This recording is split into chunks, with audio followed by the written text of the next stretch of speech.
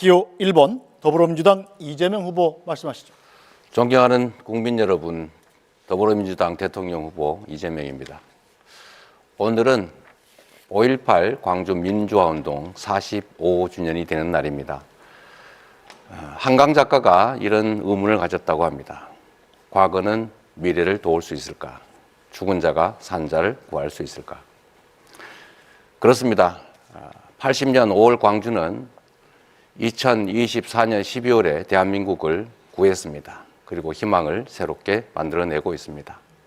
오늘의 이 내란을 극복하는 우리의 노력도 결국 다음 미래 세대들을 구하게 될 것입니다. 이번 선거는 대한민국의 미래를 결정하는 정말 중요한 선거입니다. 누가 대통령이 되느냐가 아니라 어떤 나라가 되느냐가 결정되는 순간입니다. 유능한 국민의 일꾼, 유용한 도구를 뽑아서 새로운 대한민국, 진짜 대한민국을 꼭 만들고 싶습니다. 네, 각 후보의 시작 발언 들어봤습니다.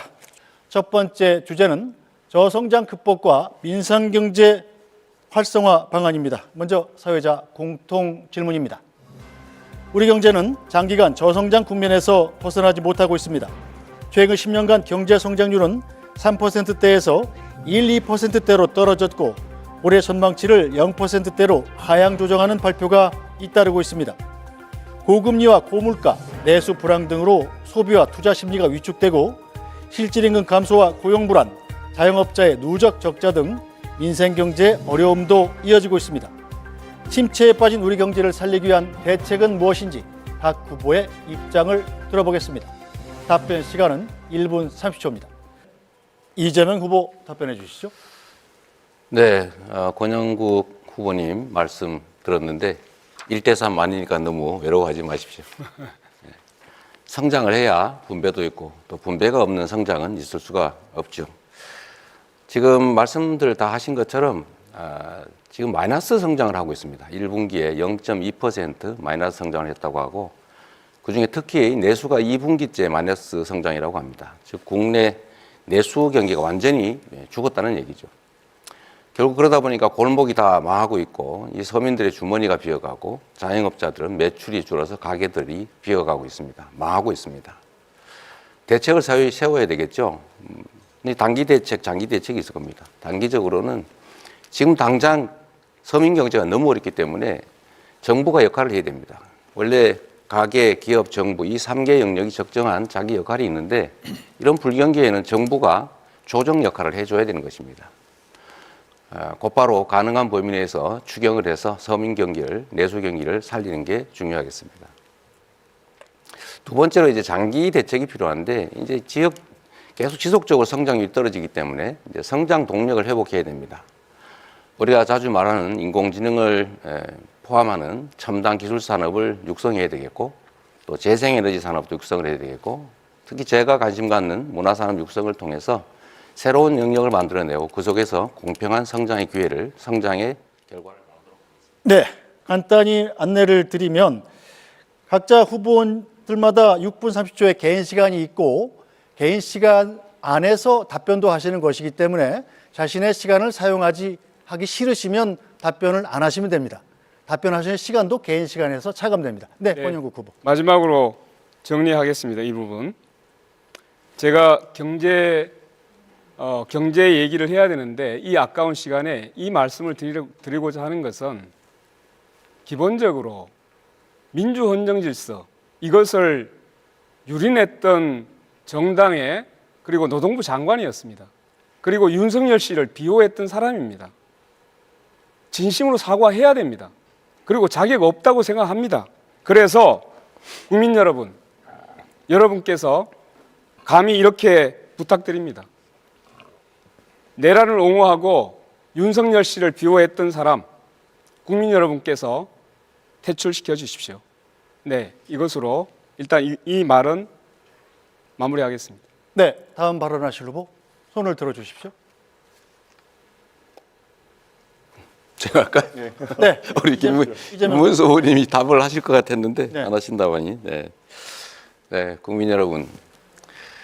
지금 내란 얘기를 하는 이유도 아마 권영국 후보의 마음은 이 내란 때문에 경제가 이렇게 나빠졌다. 그래서 책임을 명확하게 해야 그다음 해결책이 생기지 않냐 이런 뜻으로 저는 이해가 됐습니다. 뭐 저도 거기에 공감이 됩니다. 일단은 아마 우리 많은 후보들께서 현장을 다녀보시면서 느끼셨을 겁니다. 정말로 시장, 골목, 서민들 너무 어렵습니다. 특히 자영업자들이 완전히 무너졌습니다. 이 자영업자들께서 매출도 오르지 않을 뿐만 아니라 물가도 오르고 해서 지금 평년보다 지금 10만 명 이상이 더 문을 닫았다고 합니다. 물론 새로 신규 창업하는 경우도 줄어들어서 가게들이 정말로 많이 공실이 생기고 있습니다. 저는 그래서 이 문제를 한번 근본적으로 되짚어보자. 김문수 후보님께서 이제 소상공인 자영업자에 관한 정책들을 여러 개 내셨더라고요. 뭐 채무 조정 얘기도 하시고 그러던데 저는 이 코로나 극복 과정에서 다른 나라들은 전부 국가 부채를 늘려가면서 이 자영업자와 국민들을 지원을 했습니다. 근데 우리나라는 정책 방향이 좀 바뀌어서 다 국가가 빚을 안 지고 국민들한테 돈을 빌려줬어요. 그래서 국민들이 빚이 늘어났습니다.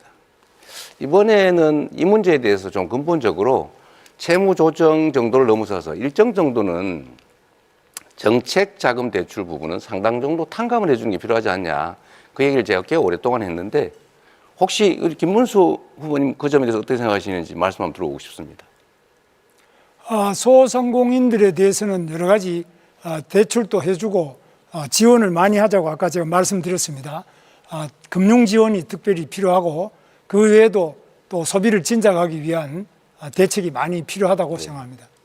아니, 그러니까 제가 말씀드린 거는 국가 부채가 늘지 않아서 좋다고 할 게 아니라 국가 부채를 감수하고라도 다른 나라처럼 소상공인 서민들에 대한 코로나 극복 비용을 정부가 부담했어야 된다. 안 했으니 지금이라도 그 부담을 정부가 좀 떠안는 게 어떠냐. 이 말씀에 동의하시는지를 물어본 겁니다. 그래서 그 부분은 경우에 따라서 이제 보겠습니다만은 코로나 이후에 코로나 때는 이제 지나간 문제고요. 코로나 이후에 지금 여러 가지 어려운 점에 처해 있는데 그중에 코로나 때의 부채 때문에 그런 부분도 있고 여러 가지 있기 때문에 그런 부분은 정부에서 적극적으로 해서 소상공인을 생환시키기 위한 살려내기 위한 다양한 대책을 세우는데 여기에는 국가 부채가 일정한 정도 늘어날 수밖에 없습니다. 그걸 감수를 해야 된다고 생각합니다. 네, 감사드립니다. 국민 여러분, 일단 이런 단기적인 대책도 중요한데 장기적으로는 아까 시간이 짧아 말씀을 못 드렸는데 경제 시스템을 장기적으로 좀 바꿔야 됩니다. 그러니까 지금 이 정부처럼 무슨 R&D 예산을 대폭 깎아가지고 예산을 아낀다고 해서 아예 기술 개발의 길을 막는다든지 이렇게 하면 절대 안 되죠. 첨단 AI를 포함한 첨단 산업들을 대대적으로 육성해야 됩니다. 그래야 새 길이 생깁니다. 두 번째는 이 정부가 정말로 잘못한 것인데 재생에너지 산업을 탄압을 했는데 재생에너지 산업을 적극 지원해야 됩니다. 거기서 재생에너지 생산 과정에서 또는 공급 과정에서 또는 재생에너지를 활용하는 글로벌 기업들이 또 들어올 수가 있겠죠. 세 번째는 문화산업들을 적극 육성해야 된다고 생각합니다. 다음 부분은 좀 달리 논의하겠지만 우리 이준석 후보는 어떠세요? 저는 문화산업이 우리가 상당히 기회가 많다, 영향이 된다고 생각하는데 혹시 이런 문화산업 그 진흥에 대해서 생각해 보신 게 있으면 말씀 좀 듣고 싶습니다. 당연히 문화산업 같은 경우에는 저희가 앞으로 관광산업과 더불어서 키워나가야 되는 3차 산업의 핵심 과제고요. 저는 바우처 사업 같은 것을 통해 가지고 문화의 소비를 늘리는 것이 필요하다 이런 생각을 하고 있습니다. 특히 가장 소외받은 부분, 뭐 전통음악이라든지 아니면 고전음악이라든지 이런 부분의 예술가들 같은 경우에는 지금 팝컬처와 다르게 이 수요를 찾지 못해가지고 예술 영위해 나가는 것 자체에 어려움을 겪고 있습니다. 그래서 일정량의 바우처 제도가 필요하다 이런 생각하고 있습니다. 네. 자, 이재명 후보님. 네. 그 전 국민 AI 한다고 하셨잖아요. 네. 모두의 AI. 네. 이게 정확히 어떤 방식으로 하겠다는 건가요? 왜냐하면은 지금 뭐 챗GPT 같이 상용화된 서비스 기준으로 하면은 전 국민에게 이런 계정을 보급하려면 뭐 12조 원 가까운 예산이 수반될 것이고 그것이 아니라 만약에 자체 AI를 구축하겠다. 뭐 이런 이야기라면은 이건 뭐 전 세계적으로 전무후무한 일이 되겠지만은 결국에는 또 대한민국 IT 산업이 AI가 갈라파고스화 되는 거 아니냐 이런 이야기를 할 수 있습니다. 어떤 방식입니까?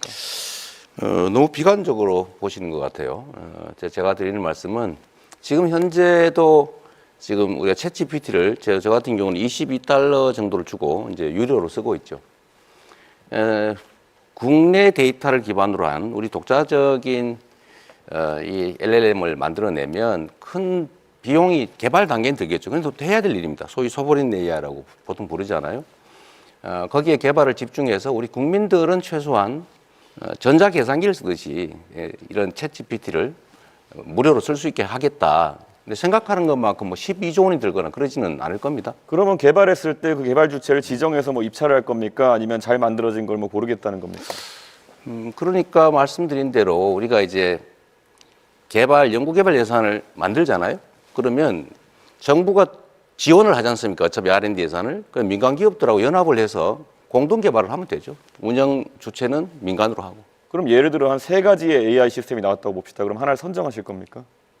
아니 그거를 같이 합동으로 연구 개발하면 된다는 거죠. 하나의 단일체 우리 국가만의 그런 AI 그렇죠. 네. 천하통일해서 하나를 만들겠다 이런 말씀이십니까? 가급적이면.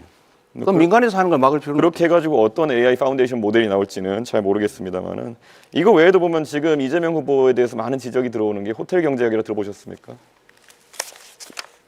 본인이 지어낸 말이죠. 그건 성장을 말한 게 아니고 경제 순환이 필요하다는 걸 극단적으로 단순화해서 설명한 거예요. 그럼 그 경제 순환을 했을 때 이게 결국에는 케인지언 승수 효과 같은 것을 노리고 하신 말씀이십니까? 아니면 어떤 취지입니까? 승수 효과 얘기를 한 거죠. 예를 들면 돈이란 고정돼 있으면 있어도 없는 거와 같죠.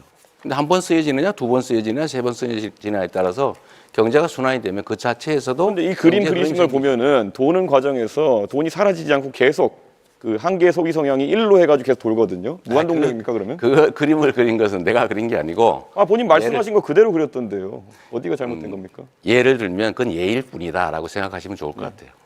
아니 근데 그때 잘못됐다 생각하셨다면 왜 며칠 전에 또 하셨어요? 저는 왜 잘못됐습니까? 그럼 그렇게 1로 계속 돕니까 소비 성향이? 아니, 일로 돌지는 않죠. 그건 극단적인 예를 한번 들어본 거라니까요. 왜 그렇게 단순하세요? 단순하게 말씀하셨잖아요. 근데 이걸 이해하기 쉬우라고 단순하게 말한 거예요. 호텔이 취소한다는 부분까지 완벽하게 그림의 인들을 말씀하시지 않습니까? 그럼요. 그런 것처럼 경제는 순환이 중요하다. 아니 저는 이재명 후보님께 명쾌하게 좀 해명하실 기회를 드리는 건데 그냥 그게 그런 거다 이러고 가시면 되겠습니까? 저는 충분히 설명해서 이해를 못 하시는 것 같아요. 그런 겁니다. 그래요. 예, 이재명 후보님 정년 연장을 하실 계획이라고 이제 들었는데 이렇게 되면 젊은 세대의 일자리는 악영향을 주는 거 아닙니까? 글쎄 그 점에 대해서 동의하기 어렵습니다. 젊은 세대도 많이 동의하고 있고요. 젊은 세대의 일자리와 정년이 늘어나는 일자리가 반드시 일치하지는 않습니다. 그러니까 매번 이런 식으로 답변하실 것 같으면은 정년 연장도 하고 젊은 세대도 일자리가 늘어난다 이렇게 답하실 거면은 도대체 무슨 토론을 하자는 건지 잘 모르겠습니다. 정년 연장하는데 어떻게 청년 일자리가 늘어납니까? 너무 극단적이십니다. 예. 예. 네. 제가 그럼 다음. 김문수 후보 발언하시죠. 예. 이재명 후보는 그저께 전북 군산 유세를 가셔가지고 네. 커피 한 잔의 원가가 120원이라고 발언하셔가지고 지금 뭐 굉장히 시끄럽죠. 어떻게 커피 원가가 지금도 120원이라고 생각하십니까? 역시 이것도 하나의 예인데 이 말에는 맥락이라는 게 있죠. 제가 말씀드린 것은 커피의 원재료 값은 제가 말씀드렸던 2019년 봄경 정도에는 120원 정도 한 게 맞아요. 거기는 인건비나 또는 시설비 같은 게 감안되지 않은 거죠. 그러니까. 원료값이 이 정도 드니까 가게를 바꿔서 지원해 줄 테니 새로 만들어서 닭죽을 파는 것보다는 더 나은 환경에서 더 나은 영업을 하도록 지원해 주겠다. 이 말을 한 건데 그 말을 떼내가지고 그렇게 왜곡하시면. 아니, 그 말씀이 아니고 제 말씀은 그러면 닭죽 파는 사람들에 비해 가지고 커피가 굉장히 돈이 폭리를 취하는 것처럼 이렇게 돼서 굉장히 분노를 많이 하고 있는데 이런 점은 굉장히 저는 안타깝게 생각하고요. 그러니까 원가 자체가 뭔지에 대한 부분이 그렇고 그것만 넘어가겠습니다. 넘어가지 마시고요. 예, 그다음에 기회가 있으니까. 예, 제가 조금 질문하겠습니다. 지금 이재명 후보님은 지금 노란봉투법을 또 대통령이 되시면 밀어붙일 생각입니까? 그동안 우리가 노란봉투법에 대해서는 2번이나 거부권을 행사했습니다. 근데 또 지금 밀어붙이실 계획입니까? 그건 대법원 판례가 이미 인정하는 것이고요. 그 국제노동기구에서 다 인정하는 거라서 당연히 해야 됩니다. 그런데 이 노란봉투법은 사실 헌법에도 안 맞고 이거는 민법에도 안 맞고 이 법에 안 맞는 그런 계약 자체로 성립되지 않는 부분인데 이게 어떻게 이런 부분에 대해서 이렇게 계속 무리하게 밀어붙이시면 사실 우리나라에서 기업을 할 수 있겠느냐 이죠. 그래서 계약하지 않은 사람들한테도 계속 쟁의를 요구하고 이렇게 해서 될 수 있겠느냐. 그런 점에서 이거는 반드시 재고돼야 될 점으로 봅니다. 그 다음에 또 하나 묻겠습니다. 이건 반도체 질문이었어요? 특별법. 예, 질문이었어요? 조금 반도체 특별법을 제정하는데 원래 이재명 후보께서는 처음에는 이걸 왜 그거 못 해주겠나 이러다가 나중에 주 52시간제 예외라도 이거 해달라는 최소한의 요구입니다. 이거는. 그런데 이런 부분에 R&D를 하고 연봉이 상당히 높고 건강권이 보장되면은 주 52시간제 예외를 해달라는 거 이 법도 안 해줘가지고 제가 고용노동부 고시로서 그냥 그걸 해드렸습니다. 그런데 이렇게 하고 본인이 이 뭐 기업을 지원하겠다, 또 반도체 부분을 지원하겠다 이렇게 말씀하시는데 이게 상당히 모순되는 이야기 아닙니까? 말씀을 드리면 노동부 장관으로 본인이 직접 그렇게 말씀하셨죠. 3개월 단위의 유연제를 6개월로 늘려주면 충분하다. 네.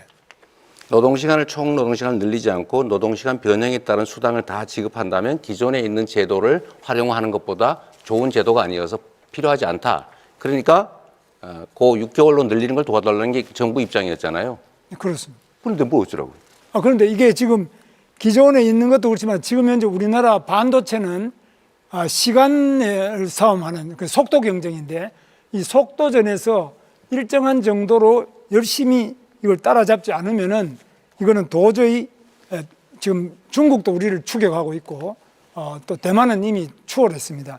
이런 상태에서 R&D 부분이라도 네. 이 반도체 부분의 건강을 유지하면서 R&D 하는 부분 또 연봉이 일정한 되는 분들은 이 부분에 52시간제 예외를 조금 보장하자. 이것도 안 해주면서 어떻게 그럼 우리나라 기술은 어떻게 개발하고 다른 나라하고 경쟁이 되겠습니까? 노동부 장관답지 않은 말씀이신데요. 52시간제 예외를 할 때 총 시간을 늘리지 않고 변형에 따른 수당을 다 지급하면 기존에 있는 예외 제도 4개보다 못한 제도라서 필요가 없다. 이렇게 결론 났잖아요. 본인이 그렇게 말씀하시는 필요가 없다는 것이 아니라 그 부분에 대해서는 모든 반도체 사업하는 데서나 또 그 연구자들도 전부 요청하고 다른 나라도 이렇게 연구 부분에서도 이렇게 규제하는 부분이 없지 않습니까? 그러면 우리나라도 다른 나라하고 경쟁을 해야 되는데 그런 억지를 이런 규제가 과도하면은 또 건강도 충분하게 보장을 해드립니다. 그런데 이렇게 규제를 많이 할 경우에는 과연 우리나라 산업이 이게 경쟁력을 가질 수 있겠느냐 이런 점에서 매우 우려가 된다는 점입니다. 그리고 지금 또 이재명 후보님께서는 불법 대북 송금으로 재판을 받고 있지 않습니까? 억지 기소죠. 지금 재판 받고 있죠. 네. 그리고 바로 수없이 밑에 기소가 계셨던 이화영 우리 부지사가 징역 7년 8개월 받았습니다. 이런 상태에서 지사가 모르는 부지사 이 징역형이라는 거 이거는 가능한 이야기입니까? 그러면 자. 이런 상태에서 어떻게 그러면 이 경제를 살릴 수 있겠느냐 이죠. 자, 김문수 후보님. 김문수 후보님은 김문수 후보님 캠프에서 정치자금 수천만 원씩 받을 때 모른다고 무혐의 받았죠. 우리는 뭐 그런 건 없습니다. 없긴 요구 다 본인이 정치자금 받았는데 본인이 몰랐다는 이유로 무혐의 됐잖아요. 아니 그런데 본인이 왜 그건 몰랐습니까? 저도 도지사를 했지 않습니까? 대북 사업이 지사가 모르는 부지사가 대북 사업을 할 수 있습니까? 대북 사업 자체야 당연히 알죠. 그런데 민간업자가 나를 위해서 100억을 돈을 북한에 몰래 줬다는 게 있을 수 있는 일입니까? 아니 민간업자가 보내는데 그게 어떻게 부지사가 알아가지고 지사는 모르는데 부지사가 북한에 돈을 보내는 게 그게 가능한 이야기냐 이거죠. 그러니까 그래서 그거는 저도 대북 사업 해봤지 않습니까?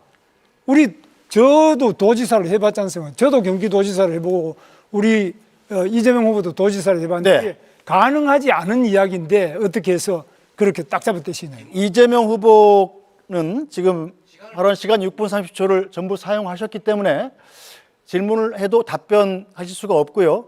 혹시 김문수 후보께서 양도를 해주시면 김문수 후보의 시간을 사용해서 답변할 수는 있습니다. 아니 그러니까 저는 뭐 제가 양보라기보다는 5초만 주시죠. 아니 5초가 좋은데 5초 하십시오. 김문수 후보님 2번이나 김문수 후보님 측근들이 경기도 산하교원에서 정치자금 불법으로 모금해서 처벌받았는데 김문수 후보님 왜 몰랐습니까? 네. 그거하고는 전혀 다른 문제죠. 이거는 아시다시피 대북 사업은 지사가 모르는데 부지사가 할 수 없는 사업이죠. 대북 사업하고 돼서 뇌물을 준 건 다른 거죠. 네, 이재명 후보는 발언 시간을 전부 사용하셨습니다. 후보들의 핵심 공약 발표를 먼저 듣고 주도권 토론으로 서로를 검증하는 방식입니다. 바로 진행해 보겠습니다. 주제는 트럼프 시대의 통상 전략입니다. 트럼프 행정부 출범 이후에 미국의 보호무역주의와 상호관세 정책이 실현되면서 통상 전쟁이 격화하고 있습니다.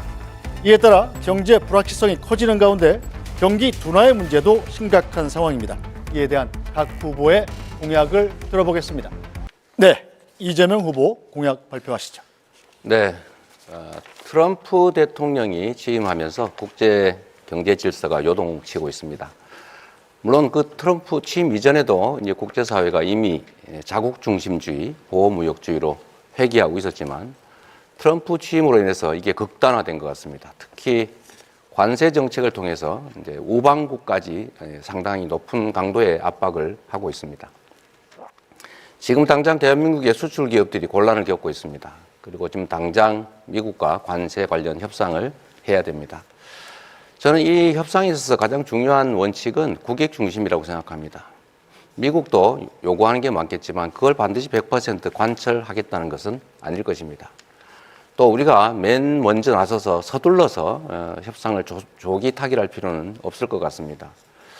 일본도 미리 하겠다는 입장이었다가 지금 좀 선회하고 있습니다. 중국도 마찬가지로 강력하게 부딪히다가 상당 정도로 타협을 했습니다. 섬세하게, 유능하게 이 사태를 잘 준비해야 되겠다는 생각이 듭니다. 대책으로는 이 통상협상을 잘 하되 향후에 수출 시장이나 수출 품목을 좀 다변화할 필요가 있을 겁니다. 특히 경제 영토를 넓히기 위한 외교적 노력이 각별히 필요하지 않을까 생각이 듭니다. 그리고 내수 비중을 이제는 좀 서서히 높여가야 되지 않을까 그런 생각을 하고 있습니다. 자세한 것은 좀 이따 좀 말씀드리겠습니다. 네, 자 다음 이제 이재명 후보의 주도권 토론 시간입니다. 답변부터 알겠습니다. 시작하셔도 됩니다. 네, 별로 중요하지 않은 얘기라서 간단하게 말씀을 드리면 제가 강제로 하겠다는 게 아니고 수출 금지는 강제죠. 부산으로 이전하도록 유도하는 것은 강제가 아니죠. 그런 구분을 좀 하시는 게 좋을 것 같고요. 이 관련이 있어서 미리 좀 말씀을 드리는데 뭐든지 극단적으로 단정하고 전제를 왜곡해서 질문을 하거나 주장을 해요. 예를 들면 제가 말씀드린 것은 경제는 순환이다. 이걸 설명한 거지 그렇게 하겠다라고 한 게 아닌데 그렇게 하면 안 된다 이렇게 주장하잖아요. 그거 잘못된 거죠.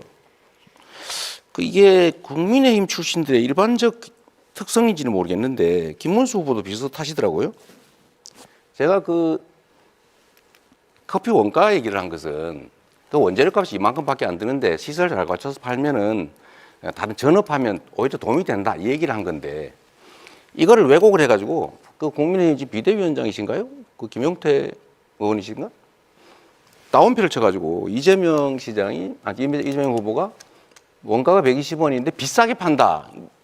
비싸게 팔고 있다 라면서 자영업자를 공격했다고 왜곡 조작을 했더라고요. 좀 그러지 않으면 좋겠다는 생각이 들고요.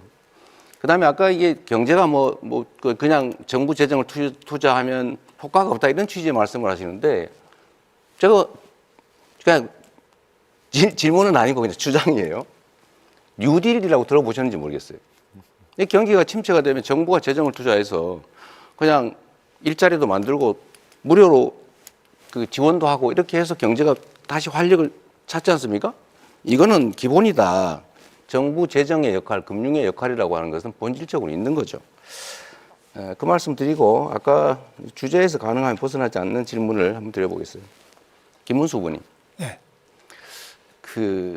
지금 이 경제가 대한민국 경제가 마이너스 성장, 0% 성장 이렇게 된 데에 대해서 국민의힘의 책임, 또 윤석열 정권의 주무장관으로서 책임감 느끼거나 아니면 죄송하다는 생각 안 드십니까? 저희는 매우 죄송하게 생각하고 또 어려운 점이 많지만 이재명 후보의 책임도 매우 크다. 그래서 이재명 후보께서는 우리가 하려고 하면은 전부 반대를 합니다. 그래서 기껏 만들어내는 것이 노란봉투법, 중대재해처벌법, 반도체 특별법 이런 것도 반대하시고요. 지금 본인이 약속한 것도 전부 어깁니다. 그러니까 경제가 살아날 길이 없습니다. 지금 그 대통령도 자문한 것이 뭐 계엄이라든지 네, 이런 것은 알겠습니다. 반대합니다만 충분히 들었고요. 법을 자꾸 이상한 법을 만들어가 충분히 기업을 할 수 들었고요. 없게 만듭니다. 그래서 네. 지금 네. 기업들이 해외로 계속 그만. 빠져나갑니다. 30초를 넘어가면 주도권을 가진 후보가 제지할 수 있습니다. 일단은 국민의힘에서 뭘 하려고 했는데 민주당이 뭘 막았다는데 구체적으로 예를 한번 들어봐 주시면 좋겠고요. 두 번째로 지난 3년간은 민주당이 그나마 뭘 하려고 하면 정부가 다 반대했지 정부가 하려고 하는 걸 민주당이 막았던 기억이 별로 없어요. 이제 일단 그 말씀 하나 드리고요. 제가 직접 묻고 싶은 건 이겁니다. 이 통상 문제에 관해서 이게 한덕수 총리도 역시 일종의 정치적 공동체 아니었습니까? 그렇습니다. 책임을 같이 져야 될 텐데 지금 대미 관세 협상과 관련해서 이분이 그렇게 말씀하셨어요.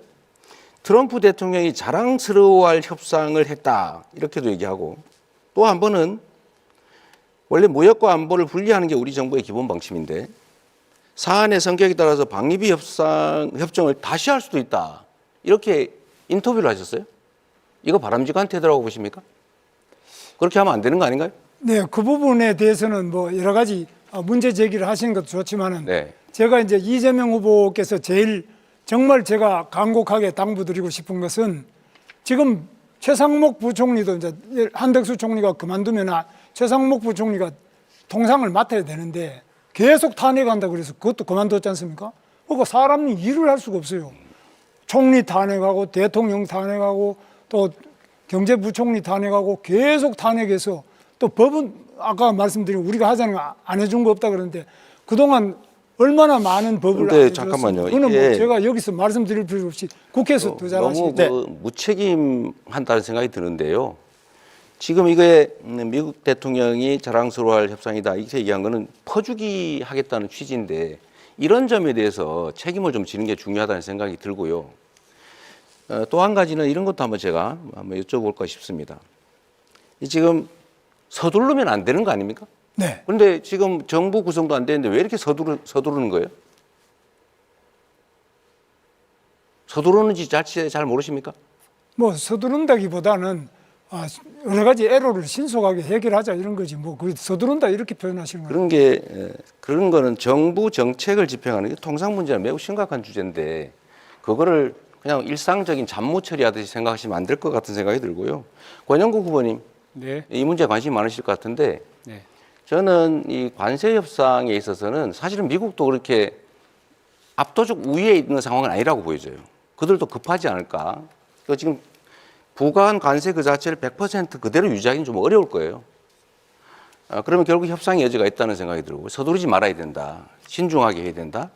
그다음에 특히 민간 기업의 투자라든지 또는 정부의 정책이라든지 이런 것들 좀 모아서 우리가 협상 카드도 좀 만들어야 된다고 생각하는데 좀 그런 문제에 대해서 혹시 고민해 보신 바가 있으시면 좀 말씀해 주시면 좋겠습니다. 예, 지금 그 트럼프의 관세 정책은 굉장히 변화가 많습니다. 그 실질적으로 여러 이제 처음에 뭐 중국에 대해서도 엄청난 관세 폭탄을 터뜨렸다가 중국에서 국채를 팔기 시작하니까 굉장히 위협을 느꼈죠. 그래서 결국은 중국에 대해서도 유예하고 협상하자 이렇게 나왔습니다. 그리고 아까 제가 초두에 말씀드렸지만 캐나다, 호주, 멕시코 이런 데서는 국민들하고 소통하면서 이 관세의 부당성에 대해서 같이 맞서 싸움을 했죠. 그러니까 이게 지금 트럼프에 대해서는 현재로서는 굴복하는 것이 아니라 버텨내면서 맞서 싸우는 것이 매우 중요하다는 말씀을 일단 드립니다. 네, 자 이제 김문수 후보 주도권 토론 시작하시죠. 예, 이재명 후보에게 묻겠습니다. 네. 제가 볼 때는 통상 문제를 해결하기 위해서는 대통령의 외교적 신념 네.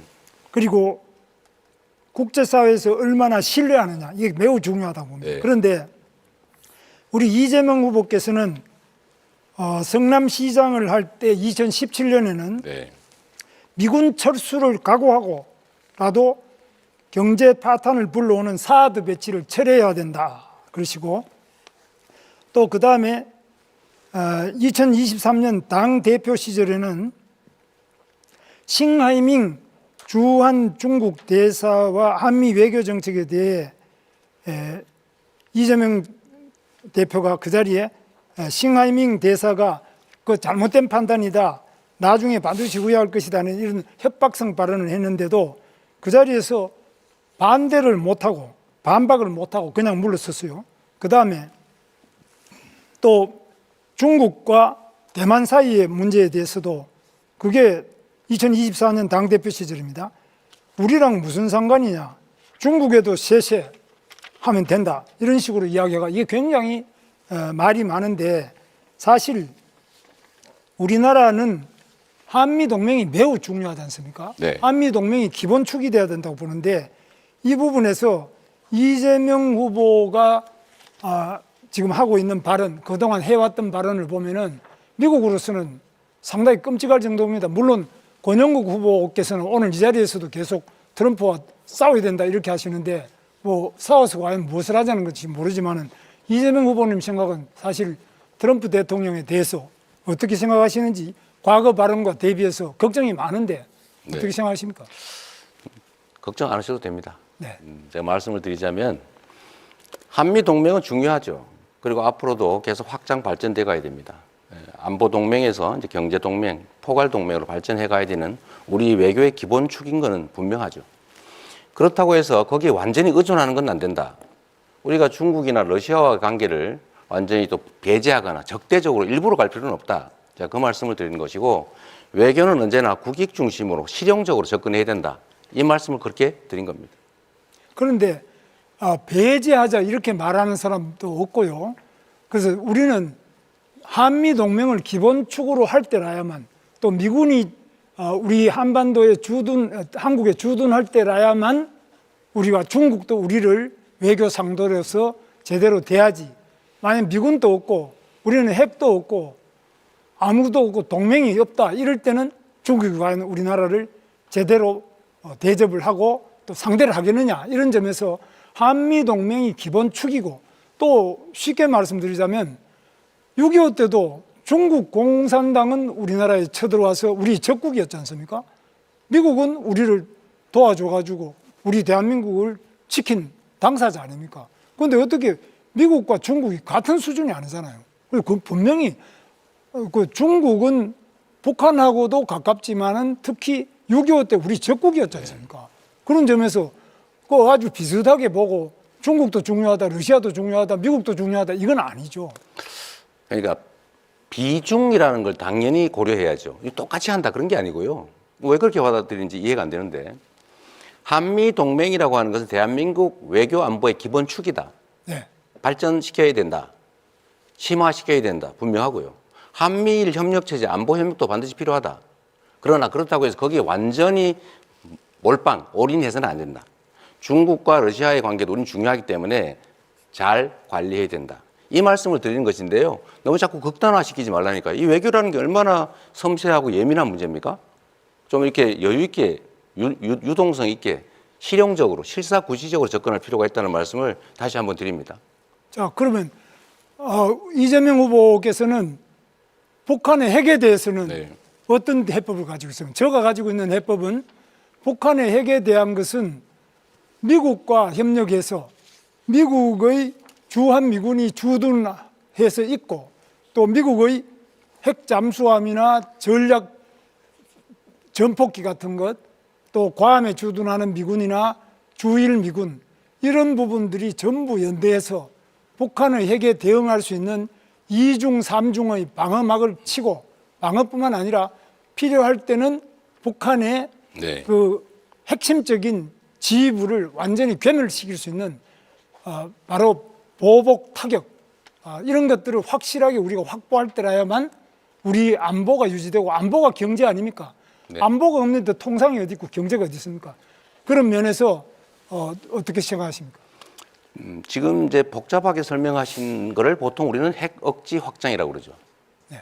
지금 그거는 이 한미 간에 충분히 협의가 돼서 이미 상당 정도 장치들이 만들어져 있습니다. 그리고 한반도 핵은 우리는 기본적으로 북이 핵을 가지고 있으니까 우리도 핵을 갖자 이런 방식으로는 일본도 핵무장하고 동남아도 핵무장하고 해서 핵 도미노 현상을 부르기 때문에 쉽지가 않고 두 번째로는 이 미국이 승인할 리도 없고 국제 핵 확산 조약을 탈퇴하고 북한처럼 경제 제재를 견뎌야 되기 때문에 그렇게 할 수는 없는 거죠. 그러니까 가능한 범위 내에서 재래식 군사력을 최대한 확장을 하고 미국의 핵 확장 억지력을 최대한 우리가 함께 공유하고 그런 방식으로 지금까지 왔고 앞으로도 그렇게 가면서 한반도의 핵을 비핵화하는 방향으로 우리가 목표를 정하고 가야죠. 그래서 그런 점에서 뭐 비핵화는 지금 매우 어려운 상태입니다만 저는 이제 핵 균형으로 가져가야 된다 이렇게 보는데 지금 그렇게 하려면 한미 동맹이 기본 축이 돼서 이것을 강화해야 되는데 계속 반미 발언을 계속하고 그걸 두둔하고 또 지금 그런 진보당 같은 경우는 확실한 반미 아닙니까? 우리 여기 뭐 권영국 후보께서도 네, 자 김문수 후보 주도권 시간 말씀 6분 30초를 주시면 모두 사용하셨습니다. 자 규칙이 최소한 두 분께 질문을 하셔야 됩니다. 자, 그럼 시간이 다 됐기 때문에 권영국 후보 주도권 토론 시작하시죠. 네, 저 우선 그 이재명 후보께 질문 드리겠습니다. 그 트럼프 대통령의 관세 폭탄은 말 그대로 약탈이라고 인정하십니까? 이 외교적 언사라고 하는 표현도 있는데 아, 네. 본질이 그 그러더라도 본질 네, 듣겠습니다. 제가 잠깐만 그렇게 말할 기다리십시오. 수는 없고요. 네네, 잠깐만 제가 말씀드리고 하겠습니다. 네, 네. 그 바이든 정부 시절부터 우리 기업들은 미국의 가장 손쉬운 사실 표적이었습니다. 삼성 60조, 현대차 31조, SK 하이닉스 6조, 이 세 기업만 하더라도 100조 원입니다. 미국의 공장을 짓고 미국 노동자를 채용하게 됩니다. 근데 트럼프가 이것도 모자라 가지고 더 내놓으라고 말을 하고 있습니다. 이거 알고 계시잖아요, 그죠? 네, 제가 그대로 질문하겠습니다. 자, 관세 전쟁에서 사실 가장 먼저 위험한 것은 대기업은 그래도 자기 방어력이 있습니다. 네. 중소기업입니다, 이거.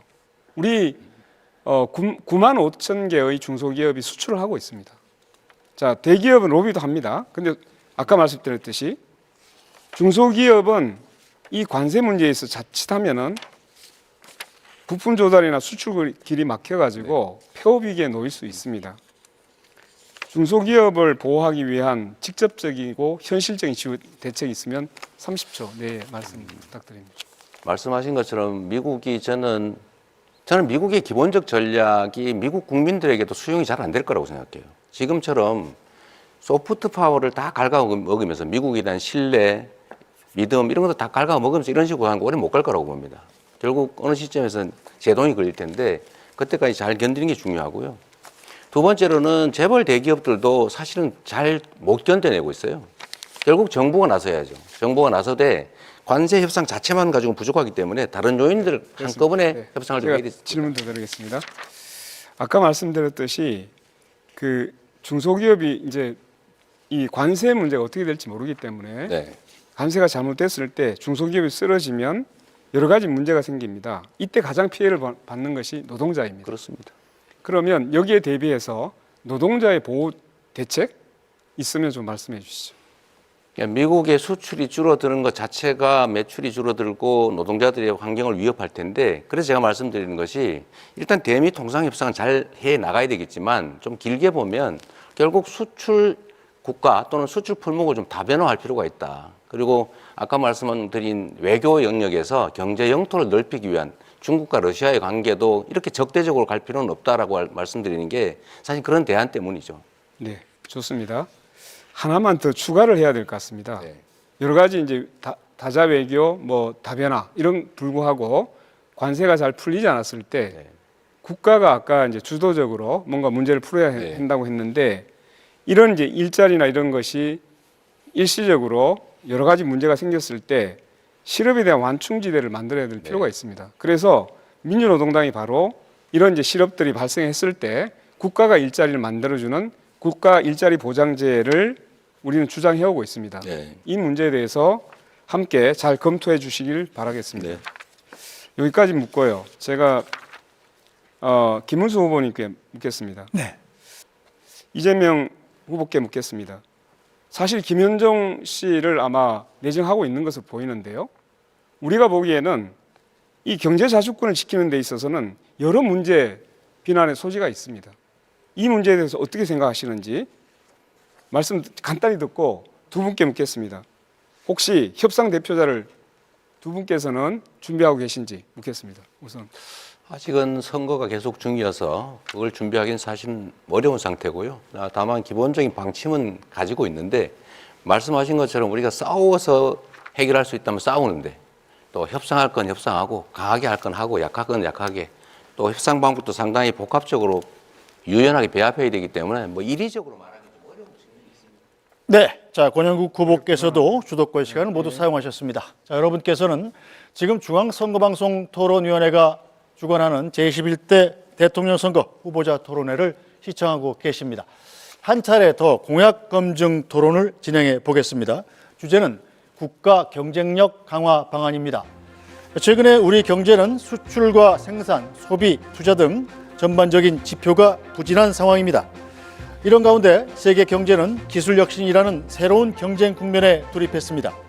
첨단 산업을 중심으로 한 기술 패권 경쟁이 치열해지고 있는데 우리 국가 경쟁력 강화를 위한 방안을 들어보겠습니다. 순서에 따라서 이재명 후보 공약 발표 시작하시죠. 시간은 1분 30초입니다. 네, 세계 경제가 어렵다곤 하는데 대한민국 경제만 더 많이 어렵습니다. 마이너스 성장이라는 게 상상하기 어렵지 않습니까? 물론 뭐 우리 인구도 줄어들고 여러 가지 복합적인 원인도 있습니다만 제일 큰 원인은 이 윤석열 정부, 국민의힘 정권의 무능, 무책임 때문입니다. 지난 3년 동안 대체 뭘 했나 한번 생각해 보면 기억나는 게 없습니다. 일단은 내수 시장이 완전히 죽었습니다. 아까 우리 권영국 후보께서 그 말씀하셨는데 저희도 세금 안 깎아주려고 노력했죠. 그런데 뭐 안 하면 큰일 날 것 같이 온 동네가 난리가 나서 결국은 재벌만 깎아주는 것은 저희가 막았습니다만 어쨌든 세금을 깎아줘서 재정이 부족해졌고 또 내수 시장이 죽고 또 국제 문제 우리가 잘 대응을 못하다 보니까 상당히 어려워진 거죠. 단기적 대응도 해야 되겠지만 장기적으로 성장 동력을 회복해야 됩니다. 그 첫 번째는 AI를 중심으로 한 첨단 기술 산업에 대한 투자 늘려야 됩니다. 정부가 책임져야죠. 두 번째는 지금 전 세계가 기후위기 때문에 재생에너지 사회로 전환되고 있는데 우리는 재생에너지에 대한 대책이 거의 전무하다시피 해요. 재생에너지 관련 산업을 대대적으로 신속하게 키워야 됩니다. 세 번째는 우리가 가진 특장점이 있습니다. 문화적 역량이죠. 문화산업을 대대적으로 육성하면 길이 생길 것이다 이렇게 생각합니다. 마찬가지로 주도권 토론 시간 6분 30초에 주도권 토론을 시작하겠습니다. 자, 규칙은 마찬가지로 반드시 2명 이상에게 질문을 하셔야 되고 답변 시간은 30초를 보장하셔야 됩니다. 자, 그럼 이재명 후보부터 주도권 토론 시작하시죠. 네, 우리 사회가 참으로 토론, 대화가 많이 부족합니다. 토론과 대화를 하려면 상대를 존중하고 왜곡하지 말아야 됩니다. 상대의 말을 왜곡해서 조작을 해서 네가 이렇게 말했지 이렇게 주장을 하면 이건 토론이 아니라 싸우자는 거죠. 규제 프리 도시라고 우리 김문수 후보 말씀하시면 규제가 전혀 없단 말이야? 그러면 뭐 교통신호도 이제 없애겠다는 거야? 이런 식으로 말하면 안 되는 거죠. 그건 합리적인 범위 내에서 꼭 필요한 규제 외에는 대부분 풀겠다 이런 뜻으로 저는 이해를 합니다. 이제 앞으로 좀 토론해서 상대가 하는 말이나 이런 것들을 왜곡해가지고 조작해가지고 없는 말 가지고 또는 엉뚱하게 이렇게 안 하면 합리적인 토론이 좀 가능하지 않을까 그런 생각합니다. 마찬가지예요. 우리 이준석 후보 지금 농촌 기본소득 5조 원, 7조 원 드는데 하겠다는 거냐? 농촌 기본소득을 저희가 도입을 하는데 제가 그렇게 다 전면적으로 한다고 하지 않았어요. 예를 들면 그다음에 시군, 특히 군 되겠죠. 이런 데서 매칭으로 좀 조금씩 나눠서 하고 가능한 범위 내에 예를 들면 인구 소멸 위기가 큰 지역 중심으로 이 순차적으로 한다고 하지 않습니까? 그걸 왜 한꺼번에 한다고 전제를 하고 이렇게 공격을 하나? 좀 이해가 좀 안 된다 이 말씀 드리고요. 이 기업 규제 합리화 얘기를 많이 하시지 않습니까? 저도 동의합니다. 기업 규제, 불필요한 규제가 많죠. 공직자, 공무원들이 좀 자기 편하려고 하는 그런 규제가 많아요. 그런 건 당연히 줄여야죠. 없애거나. 또 시대에 안 맞는 규제 많아요. 그런 거 없애야죠. 또 새로운 영역에 대한 신설 규제도 가능하면 절제하는 게 필요하죠. 저는 이래서 규제에 대해서는 이렇게 표현하고 싶어요. 완화, 해소 이렇게 말하지 말고 합리화하자. 필요한 규제는 강화하고 불필요한 규제는 해제하거나 완화하자. 합쳐서 규제 합리화 이런 게 필요하다고 생각합니다. 김문수 후보님, 네. 제가 여쭤볼게요. 김문수 후보님도 이제 경기도지사를 하셨는데 수도권 규제 완화해야 된다고 많이 주장하셨죠. 그렇습니다. 저는 뭐 아주 적극적으로 주장했습니다. 그럼 수도권 규제를 그렇게 완화를 하면 수도권 집중에 따른 대한민국의 이 지속 성장에 장애되는 요인, 지방이 소멸하는 이 문제 어떡합니까? 지금 수도권 규제 완화 중에 하나가 바로 평택 삼성 반도체 공장 120만 평이 규제 완화로 가능했고요. 또 이천에 하이닉스도 SK 하이닉스도 콩밭을 하던 것을 규제를 완화해서 하이닉스를 했습니다.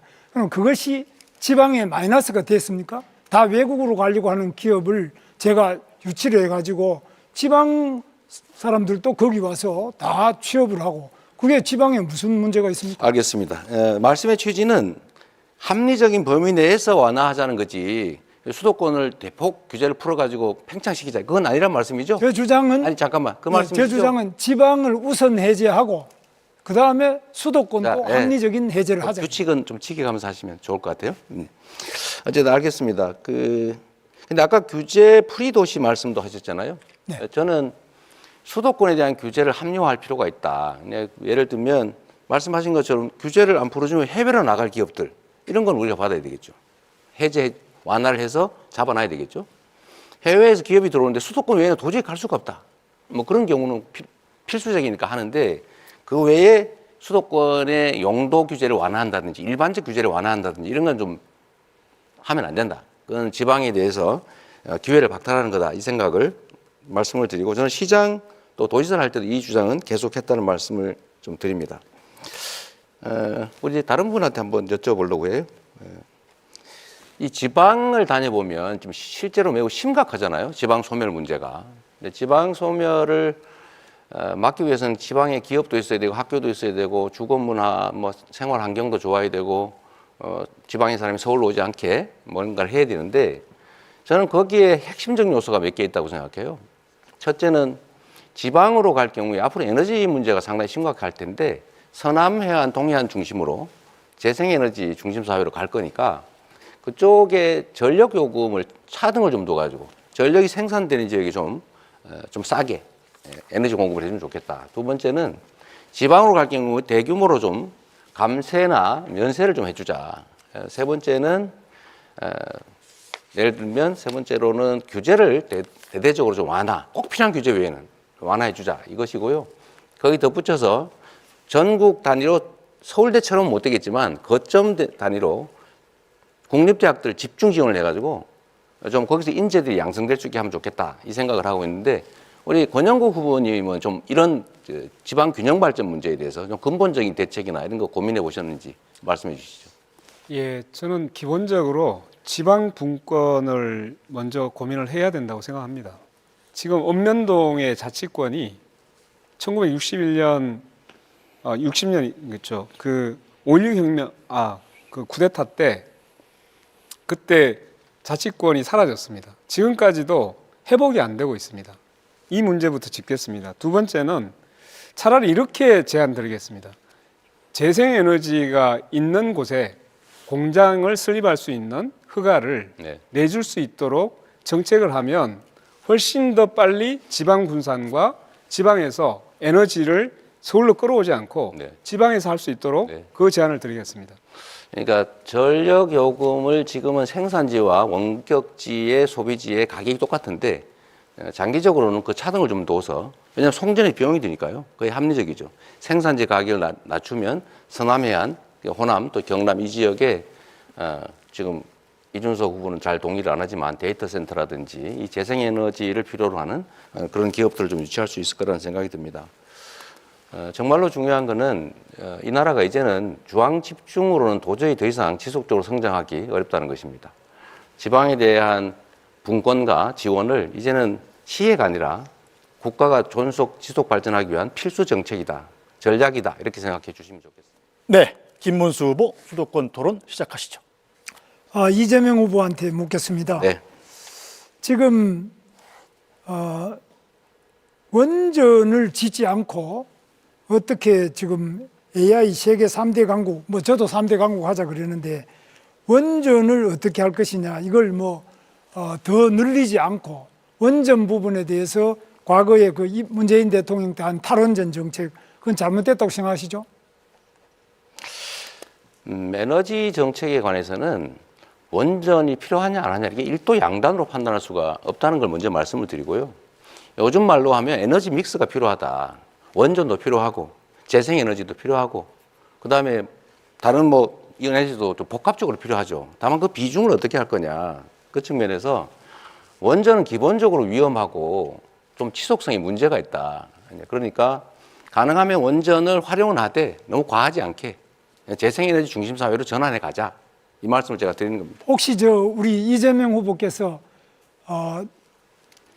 우리 두산중공업이나 원자력 발전소를 만드는 그 원자로를 만든다든지 원자력 발전소 가셔가지고 그게 얼마나 안전한지를 점검하는 그런 현장을 한번 가보셨습니까? 그걸 꼭 현장을 가봐야 아는 건 아닌 것 같고 폐기물 문제라든지 사고가 났을 때 엄청난 피해 이런 것들을 고려하면 가급적이면 원전을 피하는 게 좋은데 기저전력으로 과연 원전을 완전히 지금 단계로 완전히 중단할 수 있냐? 저는 아니라고 생각해요. 가능한 범위 내에서 활용을 좀 하고 대신에 지금 이제 좀 더 안전한 SMR 같은 것들을 지금 연구 개발하고 있잖아요. 그건 계속 하고 그 안전하고 편의적이고 비용이 싸면 이제 그런 것들은 써야죠. 일도 양단도 쓸 거냐 말 거냐 이렇게 하는 것은 너무 극단적이다. 국가 경영은 그렇게 단순하지 않죠. 그런데 우리나라가 원전 건설하는데 세계적인 선진 강국입니다. 그래서 맞죠. 저는 원전의 반응로를 만든다든지 실제로 원자력 발전소로 가서 또 원자력 안전연구소나 이런 데를 가서 점검을 해봤는데 해보면은 만약에 그 위에 원자폭탄, 소형 원자폭탄 같은 게 나가사키, 히로시마에 떨어졌던 그런 정도가 떨어져도 그 위에 원자로 반응을 하는 부분이 파괴되거나 원자력 자체에 고장이 없습니다. 그래서 굉장히 안전합니다. 이걸 자꾸 문재인 대통령처럼 거의 뭐 영화 하나 보고 그냥 원전 위험하다 이렇게 생각하는데 원전이 위험하다는 이런 이야기가 잘 관리되는 원전은 위험한 것이 아니라 오히려 더 안전하고 더 친환경적이다 이런 것은 인정하지 않습니까?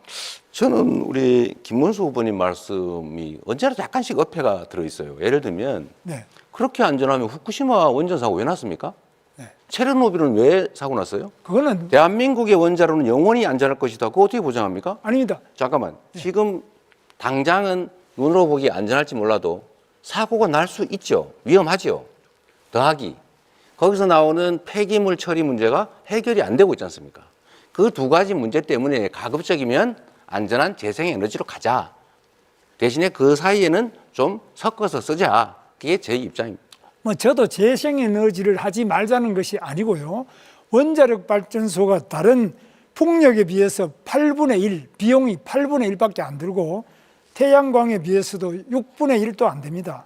그래서 이렇게 값싸고 안전한 원자력을 왜 그동안 안 했느냐 이것이 잘못된 환경론자들의 주장 때문에 그런데 이런 부분에 대해서 이준석 후보는 어떻게 생각하십니까? 실제로 맞는 지적을 하셨다 생각하고요. 지금 이재명 후보께서 결국엔 뭘 자꾸 발전시키겠다 이렇게 말씀하셔서 비용 추계라든지 실제 어떻게 경쟁력을 갖출지에 대해서는 말씀을 잘 안 하고 계십니다. 아까 AI 산업 발전시키기 위해서는 김문수 후보님 말씀하신 것처럼 전력 확보가 제일 중요합니다. 그런데 비용 구조상 아까부터 계속 강조하시는 서남해안의 풍력 발전 같은 경우에는 킬로와트당 균등화 발전 단가가 300원 가까이 가는 그런 발전이고 김문수 후보님 말씀하시는 거는 한 50원, 60원 정도의 균등화 발전 단가가 잡히는 원전인데 어느 것이 더 효율적인지는 이미 드러나 있는 것이거든요. 그런데 아마 이재명 후보께서 그런 아까 말씀하신 환경론자들의 말에 너무 많이 휘둘려가지고 국가 대사를 판단하시는 게 아닌가 이런 우려가 있어서 만약에 혹시 집권하는 일이 생긴다 하더라도 그런 환경 카르텔에 대한 입장을 계속 받아들여서 오히려 산업을 좀 저해시킬 것 같다. 그런 우려가 오늘 토론하시는 걸 보니까 좀 들게 됐습니다. 그 두 분께서 저를 협공을 하면서 저한테 기회를 안 주시네요. 아니, 저는 저한테 질문 안 하시잖아요. 네, 그 다음에 지금 우리 이재명 후보에게 말씀드리는데 네. 이번에 이재명 후보께서는 지금 주가 지수 5천 시대를 열겠습니다. 그랬어요. 네. 지금 그런데 5천이 되면 저도 환영입니다. 좋겠는데 이거 들은 분들이 이거 5천이라는 거는 좀 심한 거 아니냐. 이렇게 보는 분들이 많은데 네. 우리 이준석 후보께서는 어떻게 보십니까? 이거 5천이 가능합니까? 저는 주식을 잘 저도 몰라서 5천 하면 좋다 이런 생각을 하는데요. 예. 아마 이재명 후보께서 예전에 주식을 처음 경험하실 때 조금 뭐 친구분의 권유나 이런 거로 작전주로 경험을 하셨다고 본인이 얘기하신 바가 있거든요. 그래가지고 이런 걸 너무 가볍게 생각하시는 게 아닌가 좀 그런 인식인데 당장 이번에 민주당에서 상법 개정안을 추진한 것에 대해서 저는 개인적으로는 긍정적으로 평가합니다. 대주주의 어떤 강압적인 물적 분할이라는 걸 통해 가지고 일반 주주들이 손해 보는 상황 속에서는 주가가 안 오릅니다. 그렇기 때문에 기업인이 자유롭게 경영할 수 있도록 하는 것 또는 회사가 자기에게 맞는 판단할 수 있게 하는 것은 중요한데 또 그 말만 하면 되는데 이재명 후보께서 표가 된다고 생각해서 부산 가가지고는 또 HMM이니 또 SK이온이니 이런 것들 또 민간 기업인데 잠시 민영화를 앞두고 있다는 이유만으로 옮겨버리겠다 했습니다. 그런 게 바로 주식시장에 있는 이재명 리스크다 이렇게 말씀드릴 수 있을 것 같습니다. 네. 뭐 저는 정말 그렇게 되면 좋겠는데 참 네, 이제 권영국 후보 주도권 토론 시작하시죠. 네, 우선 세 분에게 다시 묻겠는데요. 우선 이재명 후보께 묻겠습니다. 그 차별 없는 나라가 경쟁력 있는 나라입니다. 이번 광장에서 2030 청년들이 가장 많이 요구한 것이 차별금지법 제정입니다. 네. 1997년 김대중 전 대통령은 당 총재 시절 앞으로 이 땅에서 영원히 차별을 없애 나가겠다 하면서 차별금지법을 제정하겠다고 약속한 적이 있으십니다. 2007년 노무현 정부도 차별금지법을 발의했습니다. 2013년 문재인 대통령도 국회의원 시절 법안을 발의했습니다. 이재명 후보께서는 차별금지법 제정에 동의하십니까? 일단 저한테 기회를 주셨으니까 간단하게 재생에너지 생산 단가가 8배 비싸다, 6배 비싸다, 뭐 킬로와트당 이건 제 잠깐만요, 질문에 300원이다. 이거는 아니요. 체크를 해볼 필요가 있을 것 같고요. 그만하시죠. 예. 규모화를 하면 그건 어느 정도 해결할 수 있다는 말씀드리고, 차별금지법 관련해서는 차별이 어떤 특정 요소에 의해서 생기는 거 방치하는 거 바람직하지 않긴 한데 네, 지금 단계로 거기까지 듣겠습니다. 거기까지 듣겠습니다. 네. 여러 가지 뭐 사회적 합의 이런 얘기를 많이 하시는 것 같아요. 그런데 28년입니다. 김대중 대통령 총재 시절에 얘기했습니다. 강산이 3번 변했습니다. 이게 과연 사회적 합의의 문제입니까? 결단의 문제입니다. 자, 이렇게 말씀드릴 수 있습니다. 이재명 후보님, 네. 광장에서 멀어지시면 안 됩니다. 지금은 이재명이라고 현수막에 써 있지 않습니까? 나중이 아니라 지금 하겠다 이렇게 말씀하셔야죠. 네, 됐습니다. 제가 다른 질문을 다 해야 돼서 네. 그까지 그래도 답을 듣는 게 의미가 있지 않을까요? 예, 10초만 드리겠습니다. 네. 방향은 저는 맞다고 보지만 지금 현재 너무 현안들이 복잡한 게 많이 얽혀 있어서 이걸로 새롭게 논쟁 갈등이 심화되면 지금 당장 해야 될 일을 하기 어렵다라는 네, 말씀. 알겠습니다. 영원히 못할 것 같습니다. 자, 김문수 후보에게 묻겠습니다. 네. 중대재해처벌법이 악법이라고 했던데 매년 산재로 몇 명의 노동자가 죽는지 아시죠? 네. 구의역 김군, 태안화력발전소 김용균, 평택항 이선호, 파리바게뜨 SPL 박선빈, DLENC 건설 이용직 강보경 이런 청년들이 계속적으로 죽어가고 있어요. 하루에 6명의 노동자가 출근해서 집으로 돌아오지 못하고 있습니다. 그런데 여야 합의로 만든 중대재해처벌법이 악법이라고요? 저는 제2의 윤석열을 보는 것 같습니다. 노동자의 생명과 안전을 이렇게 무시해도 되는 겁니까? 답변하세요. 중대재해처벌법은 처벌 위주의 법입니다. 그런데 산업재해를 없애기에는 예방 위주로 가야 됩니다. 예방은 최근에 AI도 발전하고 드론도 발전하고 로봇도 발전하고 여러 가지 CCTV도 발전해서 예방을 위한 시설을 하고 미리 그걸 예방을 해야지 사람 죽고 난 다음에 그 사업주를 처벌한다고 해서 재해가 그러면 줄어듭니까? 사망자가 줄어듭니까? 그래서 저는 예방 네, 위주로 가야지 듣겠습니다. 처벌 위주로 끝까지 듣겠습니다. 잘못이라고 봅니다. 지금 예방 위주로 하는데 아무리 그런 걸 예방을 하라고 해도 돈이 드니까 지금까지 안 해온 거예요. 그래서 중대재해처벌법 만들어서 처벌하자고 만든 겁니다. 산재 유족들이 그 추운 겨울날 단식하면서 만든 거예요. 이걸 함부로 무시하는 노동부 장관 과연 그 자격이 있었습니까? 저는 이해할 수가 없습니다. 더 들을 필요가 없어서 넘어가겠습니다. 이준석 후보에게 질문하겠습니다. 오랜만에 묻네요. 네, 반갑습니다. 그 후보님은 지역별로 최저임금을 달리 적용하자고 제안하고 계십니다. 제가 볼 때는 이거 되게 위험한 생각입니다. 우리나라는 대기업과 중소기업, 남성과 여성, 정규직과 비정규직, 그리고 플랫폼 노동자 이렇게 따라서 임금 차별이 매우 심합니다. 여기에다가 다시 또 수도권하고 비수도권 차별하자고 하면 이거 정말 위험한 거 아닙니까? 일본이 지역 차등 임금제 도입했다가 지역 인구가 더 유출되고 지방 경제가 피폐됐습니다. 한마디로 폭삭 망했어요. 그런데 이걸 가지고 자민당에서도 다시 인류화, 평준화 논의가 지금 진행되고 있습니다.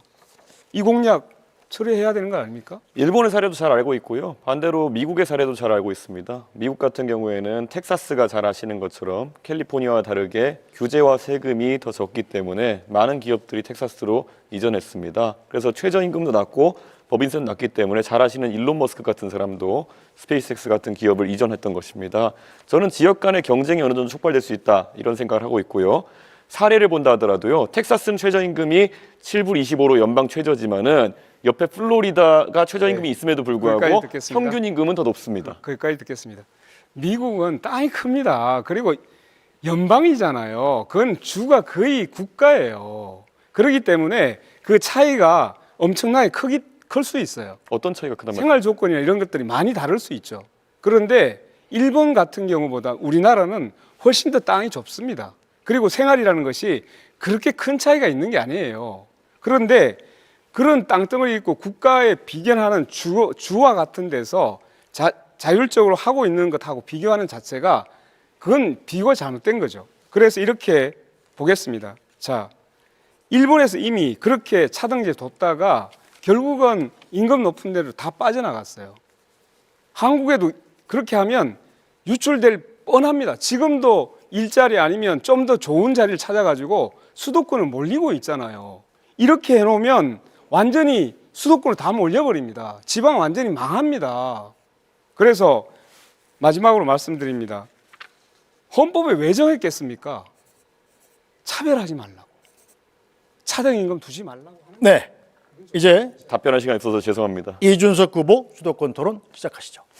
예, 방금 전에 권영국 후보님께서 말씀하신 부분에 대해서는 결국 저희가 공약한 것은 최저임금을 그리고 법인세를 지방에서 지자체와 지방의회가 정하도록 하자라는 것인데 방금 권영국 후보님 말씀하신 것처럼 유출이 우려된다. 그러면은 그에 맞게 조정하면 되는 일입니다. 자율권을 주는 일이기 때문에 강제하는 것이 아니다 이렇게 말씀드립니다. 자, 우선 양국관리법에 대해서 한번 여쭤보고 싶은데요. 이재명 후보님, 네. 양국관리법을 개정하자는 이야기가 있었고 거기에 대해 거부권이 행사되었습니다. 집권하시면 다시 추진하실 것인지 궁금하고요. 식량안보 차원이라 보기에는 양국관리법이 지금 돈이 많이 드는 이유가 과잉 생산되는 지금 쌀을 처리하는데 돈이 많이 드는 거거든요. 그러면은 도대체 과잉 생산되는 쌀을 왜 더 생산하도록 유도해야 되는 것인지 말씀 부탁드립니다. 우리 이준석 후보께서 이제 한쪽만 보고 계신 거예요. 양쪽을 다 보면 좋겠습니다. 쌀값을 일정 가격 유지하는 게 장기적으로 전략 산업인 주식, 우리나라의 곡물 자급도를 올리는 길이겠죠. 그런데 가끔씩 과잉 생산되는 경우가 있어요. 그럴 경우는 정부가 사서 양곡 가격을 관리해 주자.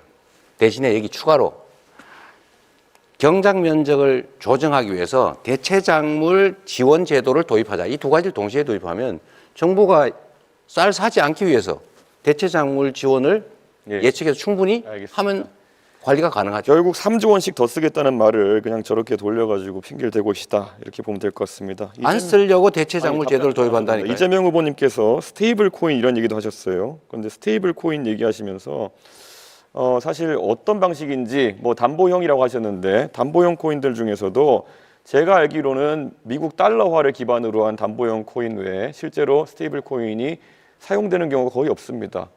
실제 USDT, USDC 두 가지가 90%가량의 유통량을 담당하고 있는데요. 혹시 USDT와 USDC 어떤 부분이 차이가 있는지 알고 계십니까?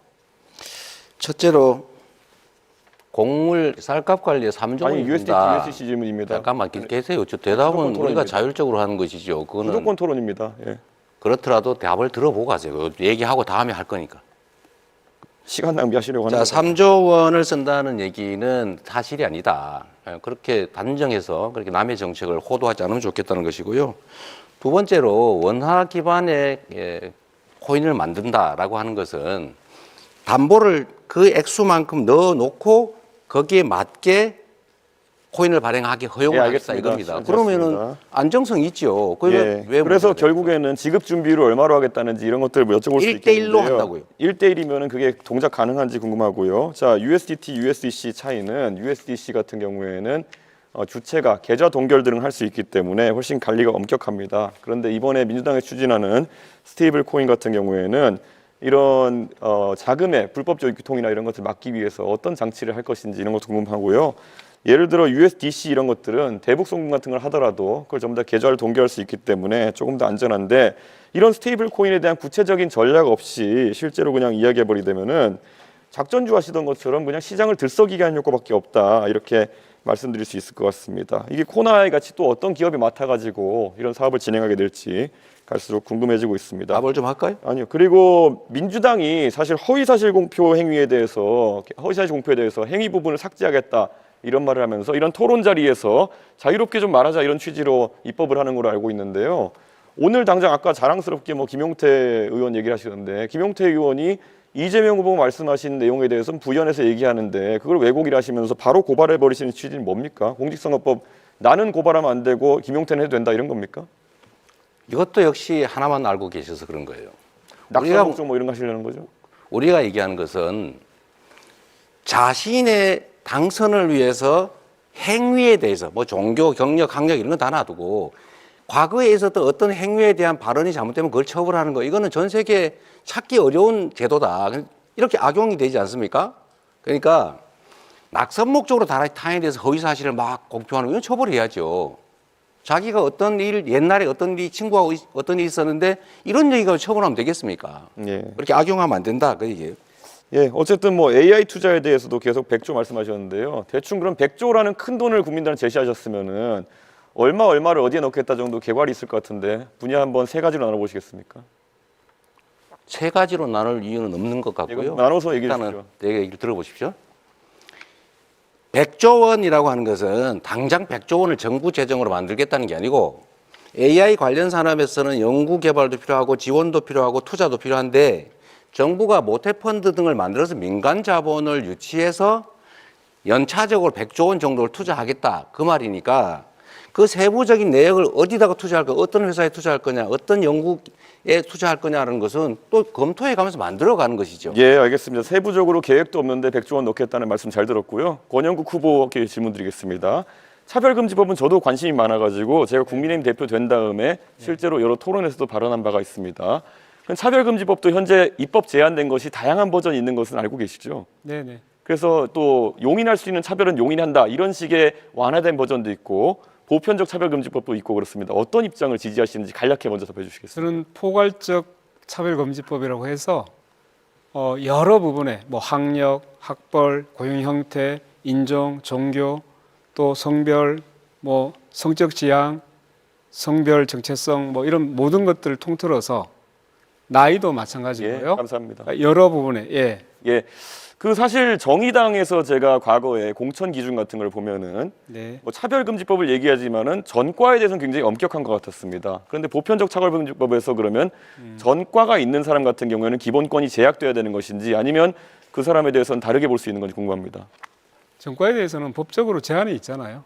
거기에 따라서는 법적인 제한을 받는 것이고 이미 형을 산 사람에 대해서는 그것은 형을 살았던 부분하고 또 기존의 그 전과와 자기 하는 업무의 관계에서 네. 자, 음주운전은요? 네. 자, 네 후보의 공약 검증 토론까지 모두 시간을 사용하셨습니다. 자, 마지막으로 오늘 토론회에서 미처 못다한 말씀이나 강조하고 싶은 점 있으실 텐데요. 마무리 발언 시간을 활용하면 되겠습니다. 발언 시간은 1분씩입니다. 기호 1번 더불어민주당 이재명 후보 말씀하시죠. 존경하는 국민 여러분, 지금이 참으로 큰 위기입니다.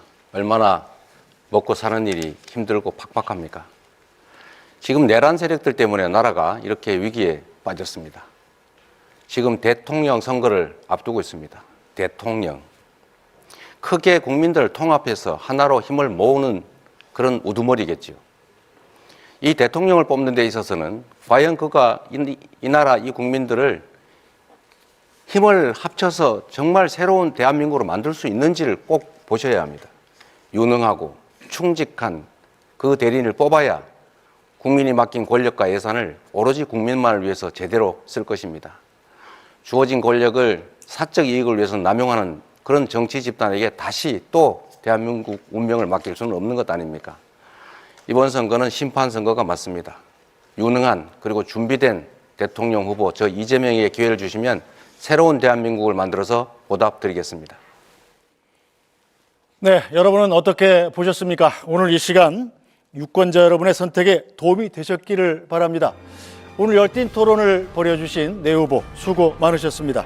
또 함께해 주신 시청자 여러분께도 감사드립니다. 제21대 대통령 선거를 앞두고 중앙선거방송 토론위원회가 주관하는 후보자 토론회는 앞으로 3차례 더 개최합니다. 내일 저녁 10시에는 오늘 4분을 제외한 후보들이 참석하는 후보자 토론회가 열리고요. 오늘 나온 후보들은 5월 23일에는 사회 분야, 또 5월 27일 정치 분야를 주제로 저녁 8시에 유권자 여러분을 찾아뵙니다. 남은 후보자 토론회도 많은 관심과 시청 부탁드립니다. 중앙선거방송 토론위원회가 주관하는 제21대 대통령 선거 후보자 토론회 그 첫 번째 순서 여기서 마칩니다. 여러분 고맙습니다.